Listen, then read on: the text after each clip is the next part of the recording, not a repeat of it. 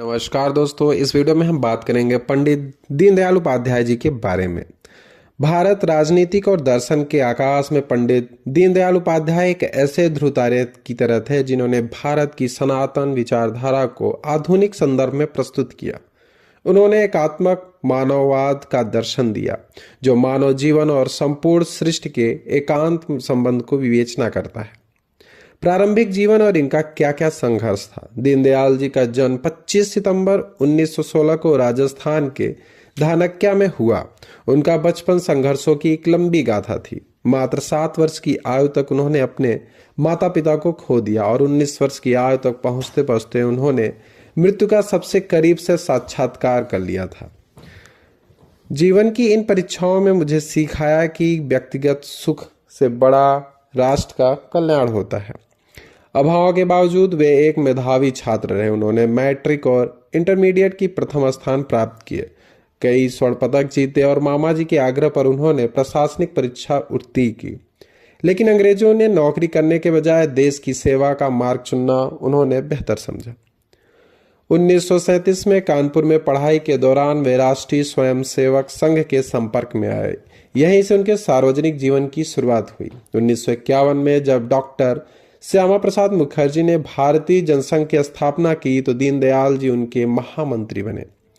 Doctor Mukherjee, यदि मुझे 2 दीनदयाल मिल जाएं तो मैं भारतीय राजनीति का नक्शा ही बदल दूं, उनका ऐसा कहना था।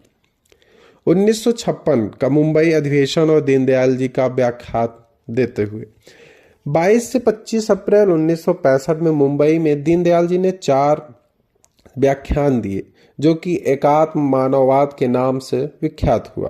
हमारा दर्शन व्यक्ति को समाज से अलग नहीं देखता है। व्यक्ति, परिवार, समाज, राष्ट्र, विश्व और अनंत ब्रह्मांड, ये सब एक दूसरे से जुड़े हुए मंडल हैं जो एक दूसरे के पूरक हैं। यह दर्शन पूंजीवाद और साम्यवाद दोनों के विकल्प के रूप में उभरा। इसमें चित्त यानी राष्ट्र की आत्मा को केंद्र में रखा गया। दीनदयाल जी का आर्थिक चिंतन अंत्योदय पर आधारित था, जिसका अर्थ था कतार में खड़े अंतिम व्यक्ति का उदय। वे लघु उद्योग और विकेंद्रीकरण अर्थव्यवस्था के समर्थक थे। उनका मानना था कि शिक्षा समाज का दायित्व है, इसे निःशुल्क होना चाहिए। उन्होंने शिक्षा के माध्यम के रूप में मातृभाषा पर जोर दिया और विदेशी भाषा की नकल को विकास में बाधक माना। नियति को और ही कुछ मंजूर था। 11 फरवरी 1968 की काली रात को मुगलसराय स्टेशन के पास उनकी रहस्यमय तरीके से हत्या कर दी गई, जो कि अब आज भी अनसुलझी हुई है। वे मात्र 44 दिन तक जनसंघ के अध्यक्ष रहे, लेकिन उनका कार्य युगों के लिए अमिट हो गया। दीनदयाल उपाध्याय केवल एक राजनीतिज्ञ नहीं बल्कि एक समावेशी चिंतक थे। आज उनकी नीतियां और राष्ट्र शिक्षा नीति 2020 जैसे प्रयासों में देखा जा सकता है।